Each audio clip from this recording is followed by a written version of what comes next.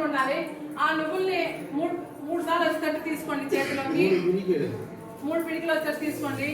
తీసుకున్న తర్వాత మీ మనసులో ఏం చెప్పాను, ఎప్పుడు కూడా మనసు ఎలా ఉండాలంటే ఒక దైవం మంత్రం నడుస్తూనే ఉండాలి. మీకు దాన్ని అనుభవించండి, మీకు తెలుస్తుంది.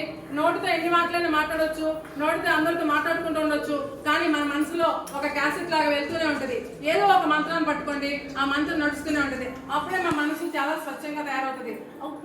ఇప్పుడు ఈ కార్యం చేసేటప్పుడు ఆ స్వచ్ఛమైన మనసులోకి మీ యొక్క కోరికను పెట్టండి. మీరు ఏమనుకుంటున్నారో ఆ కోరికని మీ మనసులో అనుకుని పైకి మటుకు శం శని, నోటితో శం శనీశ్వరాయ మహా అనుకుంటూ, అర్థమైందమ్మా? మనసు అనేది అందులో మీకు ప్రాక్టీస్ చేస్తే నోటితో మీరు ఏం మాట్లాడినా కూడా మనసులో ఒక మంత్రం నడుస్తూనే ఉంటుంది.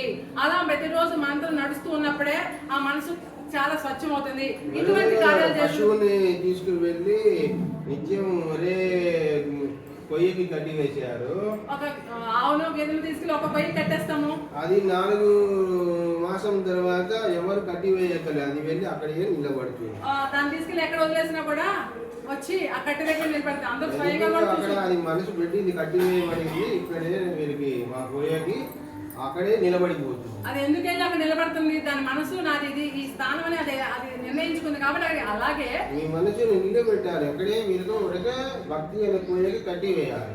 మీ యొక్క మనసును భక్తి అనే ఒక పొయ్యికి కట్టి వేయాలి.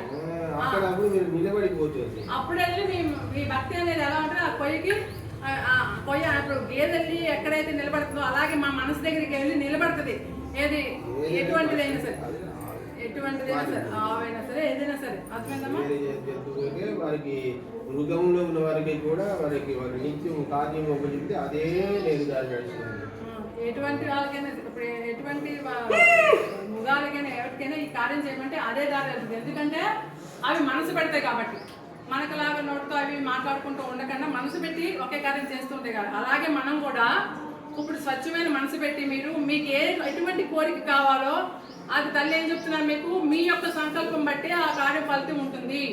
మీరు చేసే కార్యం, మీరు నడిచే నడవడికి బట్టి ఆ ఫలితం ఉంటుంది అని చెప్తున్నారు. ఇక్కడ స్థానం అమ్మ దగ్గరికి రాగానే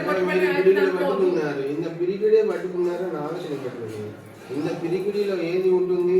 నవగ్రహం ఉంటుంది. ఈ పిరికిడి అంటే ఏంటి? నవగ్రహాలు ఉంటాయి. 9 గ్రహాలు పరిపాలన చేసి పెడుతుంది. అది 9 గ్రహాలు